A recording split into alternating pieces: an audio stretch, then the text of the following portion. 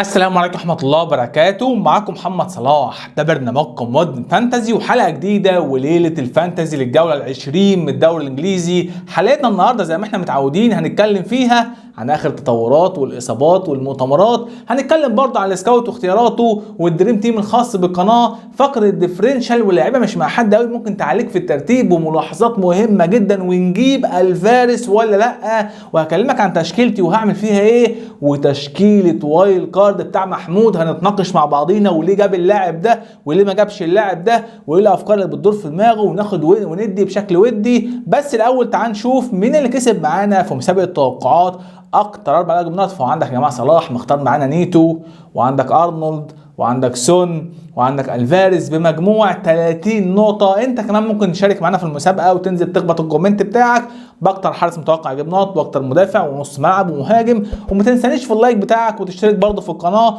وتفعل جرس تنبيهاتك عشان يجيلك كل جديد من حلقاتنا الجاية. ويلا بينا نخش في الحلقة.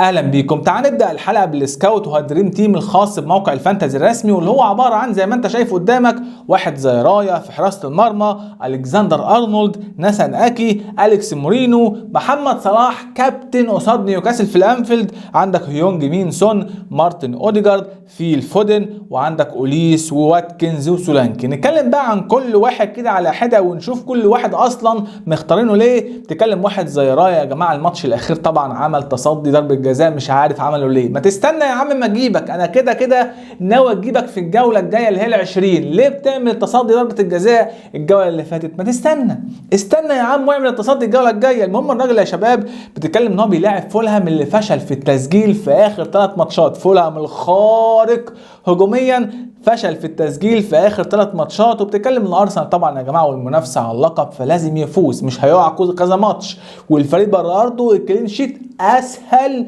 من جوه ارضه، ما تفهمش ازاي بس ده ارسنال. بتتكلم الكسندر ارنولد بقى يا شباب ساهم في اخر 8 ماتشات، بص بقى، جولين 3 اسيست 4 كلين شيت. يعني ايه جولين 3 اسيست 4 كلين شيت 15 بونص. يا ابو صلاح ده بياكل البونص كده، بياكل البونص، تحس انه بيفطر يتغدى يتعشى بونص. الكسندر ارنولد يا شباب بيلعب الماتش الجاي قصاد نيوكاسل في ملعبه كل حاجه، بس نيوكاسل بره ارضه سيء جدا. عندك ناثان اكي الراجل جول واسيست في اخر 5 ماتشات بداهم ومتوقع يبدا اساسي. وبتتكلم شيفيلد اصلا سجل 5 اهداف بره ملعبه بس. بتتكلم شيفيلد انا خايف ان هو يضيع الكلين شيت زي ما ضيعه كده من استون فيلا، ولكن بتتكلم الماتش هيكون وان سايد جيم، اللي هو مانشستر سيتي ماسك الماتش بيضغط وشيفيلد بيعمل ايه، بيحاول بس يقاوم اللي بيحصل مش اكتر. بتتكلم عندك اليكس مورينو يا جماعه انا حاطه في الدريم تيم الخاص بالقناه، واستغربت ان واحد زي السكاوت كده او خبراء الفانتزي برضو بيحطوه دماغنا زي دماغي زي دماغهم. اليكس مورينو متوقع يلعب لان لوكاس دين مش موجود. وبتتكلم الراجل في اخر ماتش لعبه في الجوله ال17 قصاد برنتفورد سجل جول ب10 نقط وكان كويس جدا في المباراه، وفي ناس قالت ان هو هيفتك المركز الاساسي والرئيسي من لوكاس دين. فالماتش الجاي هنشوفه قصاد مين؟ قصاد فريق زي بيرلي. متوقع كلين شيت، ده المتوقع طبعا، لكن هيحصل ايه ما احناش عارفين. بتتكلم بقى في نص الملعب واحد زي صلاح في الانفيلد معدل النقط بتاع 8.7، فالراجل معدل النقط قوي جدا وحلو جدا جدا جدا. بتتكلم 9 اهداف واسيست. بيلعب نيوكاسل اللي عمل كلين شيت واحد بره ملعبه الموسم ده، ونيوكاسل اتكلمنا عنه امبارح وقلنا الفريق سادس اكتر فريق متوقع يخش فيه اهداف، والفريق اصلا داخل فيه اهداف كتير جدا 18 هدف، واكتر فريق يا جماعه اللي هو فولهام 23 هدف بره ملعبه يعني، وبالتالي الفريق سيء جدا بره ملعبه. فصلاح خيار كابتنه كويس. حتى سون برضه صاب بورنموث خيار كابتنه كويس. سون يا شباب 24 نقطه في اخر ماتشين في ملعبه، جولين واسيستين. ولكن عندك كولوزوفسكي حاليا الراجل موقوف ل5 انذارات، فعندك الفريق زي ما شفنا قبل كده ماديسون لما كان غايب في في ماتشين 3 وما كانش لسه حط كولوزوفسكي في العمق، الفريق اتاثر جدا لان مفيش صانع العاب كويس. بيسوما مش موجود، كولوزوفسكي مش موجود، ماديسون مش موجود، فهل ممكن يعتمد على الاطراف يخلي بيدرو بورو ليه شغل عالي جدا في الماتش؟ هنشوف. بورنموث فريق قوي جدا الفتره الاخيره، بيكسب كتير، شايف ماتش مش سهل والكلين شيت بنسبه كبيره هيطير. وبتكلم سون ممكن يتاثر بالحته دي حاجه مضايقاني. انا عندي سون وعندي ريتشارلسون، فالمشكله بصراحه دي بالنسبه لي كبيره جدا. بتتكلم بقى عندك واحد زي اوديجارد، وبرده استغربت ان السكاوت يا جماعه حاطين اوديجارد مش ساكن، حاطط برده اوديجارد في الدريم تيم الخاص بالقناه. الراجل يا جماعه 51 نقطه في اخر 8 ماتشات بداهم، 51 نقطه في اخر 8 ماتشات بداهم، فورمته حلوه جدا بصراحه. وبتتكلم بيلعب فولهام اخر 3 ماتشات، فولهام كل ماتش فيهم داخل فيه جولين على الاقل. يعني لينو بصراحه كان الله في عون الناس اللي عندها لينو بتعتمد عليه رئيسي، بس الراجل ده هيجي في اخر الموسم برده هتلاقيه هو ايه اكتر حارس عشان التصديات اللي بيعملها. بتتكلم بقى عندك واحد زي فيل فودن، فودن 49 نقطه في ملعبه. بتتكلم هالاند 51، ففيل فودن الراجل تاني اكتر واحد جايب نقط في ملعبه. فالراجل بيلعب قصاد شيفيلد مباراه مقفله، هيشوط كتير من بره المنطقه، متوقع يسجل قصاد شيفيلد. بتتكلم بقى اوليس عمل حاجه غريبه جدا. اوليس الماتش الاخير قصاد تشيلسي مسدد 6 تسديدات من جوه المنطقه، وده رقم مش صغير لو فاكر ان هو صغير ولا حاجه.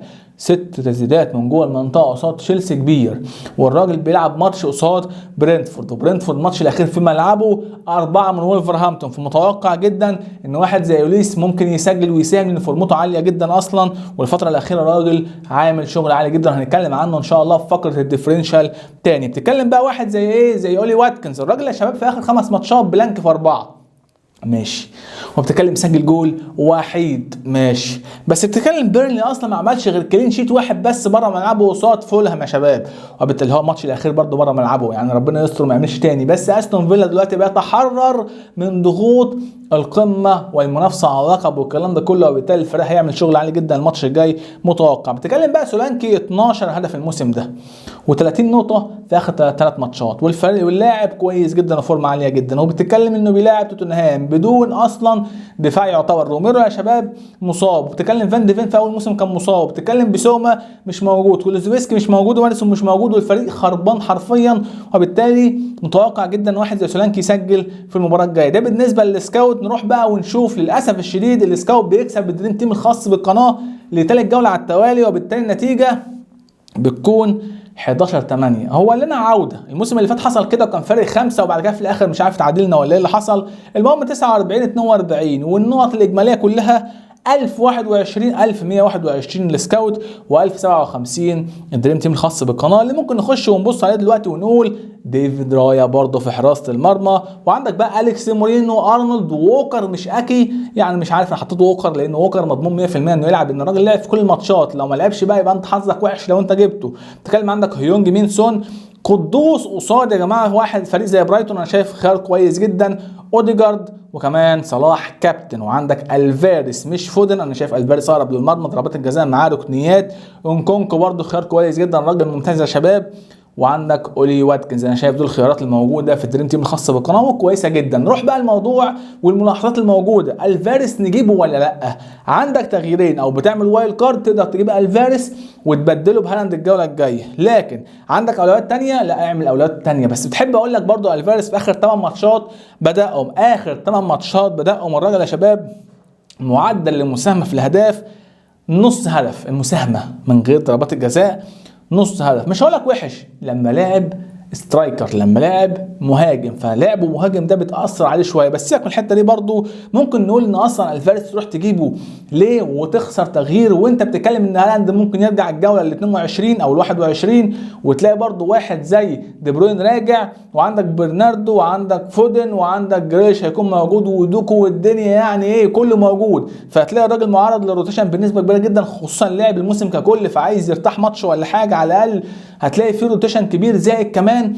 هالاند معاه ضربات الجزاء، زائد دي بروين معاه ركنيات، يعني بص بتتكلم هو هتلاقي مساهمته قلت كتير من وجهه نظر الشخصيه. وبتتكلم ان انت عندك اولويه بيع في كاس اسيا وكاس افريقيا، وبالتالي بلاش تروح لواحد زي الفاريس من وجهه نظر الشخصيه، الا لو بتعمل وايلد كارد تروح تجيبه وتسيب فلوس هالاند في الايه في الدك في البنك عندك عشان تبقى تجيب هالاند الجوله الجايه مكان الفاريس، وتستغل الفاريس عادي جدا مفيش اي مشكله خالص. بتتكلم بقى مين افضل مدافعين بسعر رخيص الفتره الجايه، بتتكلم جوستو طبعا رخيص جدا، عشان كده لسه يا جماعه مش موجود، فانت المفروض تبيعه. وحتى لو رجع الراجل متوقع ما يلعبش، ان بوتمان موجود وشار وبيرن وتريبين متوقع يكونوا اساسيين. بتتكلم من الاخر كده لو هتبيعه ولا حاجه وعايز تجيب مدافع، فعندك ووكر 5 وحاجه، عندك في جوستو تحت، عندك في الوسط بقى في واحد اسمه ستوبونان يا جماعه عندي بس علامه استفهام عليه. الراجل خارق هجوميا ونزل طبعا حط جول، وده خلى الناس كلها تقول ايه احنا هنجيبه، وهو ديفرنشال على فكره هنتكلم عنه بعد شويه برده. بس اتكلم انا مشكلتي معاه الكلين شيت ما بيحصلش، يعني لو ما ساهمش هجوميا مفيش كلين شيت. هو لاعب بيلعب معظم الوقت جناح، خصوصا مع اصابه فاتي واصابه مش عارف برده واحد زي ادينجرا وميتوما، كل دول هيأثر كتير جدا. فوجهه نظر الشخصيه ان لو عايز تجيبه مفيش مشكله خالص، خصوصا مع ماتشاتهم الجايه السهله جدا. تتكلم بقى لو عندك داروين نونيز مش عايز، ما تبيعش داروين نونيز. واحد الماتش الاخير سجل جول، واحد نزل الماتش الاخير قصاد نيوكاسل في ملعب نيوكاسل سجل جولين، فراجل حظه كويس اصلا قصاد نيوكاسل، والراجل ممكن يسجل الماتش الجاي، ماتش يعني ممكن يكون مفتوح سيكا، وبالتالي ممكن تلاقي داروين نونيز بيسجل الماتش الجاي. اما بالنسبه للديفرنشال فاحنا اتكلمنا عن الديفرنشال دلوقتي، وقلنا ستوبنان واتكلمنا عنه، وقلنا اوليس برضه يا جماعه، والراجل في اخر اصلا 3 ماتشات جولين واسيست. قلنا برضه جوستو لسه متكلمين عنه، عندك جواو بيدرو برضه يظل خيار كويس مع اصابه فاتي وميتوما وادينجرا، عندك انكونكو لسه متكلمين عنه، عندك واحد زي رايا لو انت ما عندكش دفاع من ارسنال هيكون خيار كويس جدا مكان دوبرافكا مثلا. لو عندك دوبرافكا 3 ماتشات جايين بدون اي كلين شيت. بتتكلم جراناتشو ماتشاته الجايه كويسه جدا على فكره، ممكن تعتمد عليه. وعندك بس انا مقلق من يونايتد شويه، بس الواد بصراحه فورمه كويسه ورخيص ب 4.7. وعندك واحد زي جروس نص ملعب مهاجم هناك فين في برايتون، وحد قال لي يا ابو صلاح جروس مش معاه ضربات الجزاء، جروس ايه مش معاه ضربات الجزاء، فليه بتقول كده؟ احب اقول لك انا جروس بقول عليه كده عشان لو بيدرو بورو مش موجود، او جواو بيدرو انا اسف مش موجود، هو اللي هيلعب ضربات الجزاء. بتتكلم بقى لو انت ان المؤتمرات، فعندك واحد زي لاسلس قلنا مش متاح دلوقتي وقريب انه هيرجع بس مش متوقع يلعب. عندك دوكوري هناك يا جماعه في ايفرتون تاتش اند جو او جو اند تاتش، حاجه مستفزه جدا، او تاتش اند جو مش فاكر بالظبط. عندك اندريسا جانا جايه بره الماتش خالص، عندك تاركوفسكي الراجل ما اتدربش امبارح فممكن ما يلحقش الله اعلم. عموما هوانج لو عندك هتسيبه الماتش الجاي، هشوف دلوقتي هوانج وهقول لك عليه دنيته ايه بالظبط. يعني تتكلم بقى هناك في السيتي دوكو مش متاح، وستونزي مش متاح، ودي بروين مش متاح، وهالاند مش متاح، كل دول غير متاحين للجوله الجايه. بس اعتقد كلهم كده هيرجعوا الجوله 21 بقى، ويلا ننطلق ونعمل سلسله الانتصارات المتوقعه والمعروفه كل سنه بتحصل من مانشستر سيتي. في اول السنه تقريبا لازم يمشوا كده، او في نص الموسم كده يمشوا شويه سلسله انتصارات لهم في اول الدوري. عندك بقى واحد زي مودريك هناك في تشيلسي، الراجل هيتم تقييمه، وبالتالي ستيرلينج بنسبه كبيره هيكون اساسي، وبالتالي بالمر بنسبه 90% برضه هيكون اساسي. هوانج بقى اسفيتو از افيلابل، الراجل يا شباب متاح للجوله الجايه، فانت ممكن ما تبيعوش، بس حاول يكون عندك تغييرين عشان عندك هوانج وسون وصلاح، فانت عندك 3 تغييرات، وهالاند في الهجوم.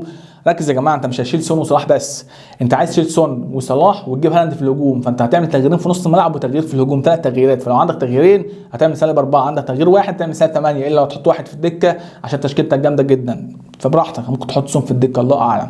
انت برضو حسب تشكيلتك، ان كل واحد زي ما قلت لك حسب تشكيلته. انا شخصيا ممكن اسلب عادي جدا الجوله الجايه عشان اشوف دنيتي ماشيه ازاي، برغم ان هالاند يعني الجوله الجايه قصاد نيوكاسل بره ارضه، بس يظل برضو ده ايرلينج هالاند. ولو في اي مؤتمر جديد هتلاقيه موجود في اول كومنت. تعال نبص بس على تشكيلتي واقول لك بس هعمل ايه، وبعد كده نخش بقى ونشوف محمود دنيته ماشيه ازاي في الوايلد كارد والكلام ده كله. بتكلم ان عندي واحد زي اريولا هلاعبه ولا لا؟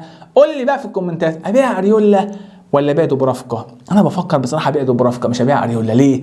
عشان يبقى عندي بوتمان، فلو عايز اجيب مثلا تريبيه وجوردون مفيش مشكله خالص، عايز اجيب تريبيه ومش عارف مين عادي، هجيب مش عارف حتى يا عم بيرن وايزاك عشان مثلا ويلسون اتصاب، ما عنديش مشكله خالص، خصوصا نيوكاسل يا جماعه في الدور الثاني هيلعب كل اسبوع ماتش، فانت بتتكلم بعد 3 جولات الجايين اعتقد نيوكاسل ممكن ينطلق، ينطلق، وبالتالي ممكن ابيع دوبرافكا لان كده مش هحتاجه، واجيب رايا اللي الماتشات الجايه حلوه جدا، ودفاع ارسنال بيضرني جامد جدا، ودي وجهه نظري الشخصيه، وبنسبه كبيره ده اللي هعمله. يفضل عندي ارنولد عادي، ودوجي عادي، كاش عادي، ودوجي بقى ولا كولويل بصراحه محتار فيها، ولكن كولويل احطه في الدكه مش متوقع كلين شيت اكتر من، ودوجي مش متوقع برضه بس يمكن دوجي يعمل حاجه قدام. عندي بالمر ممتاز، ريتشارلسون وسون يعني ربنا يسهل في ملعبهم، عندي واحد زي ساكا وصلاح، عندي واحد زي سولانكي وواتكنز، معيش تغييرات ثانيه خالص، والجوله الجايه هيكون معايا تغيير واحد بس مش اكتر، بس هعمل سالب.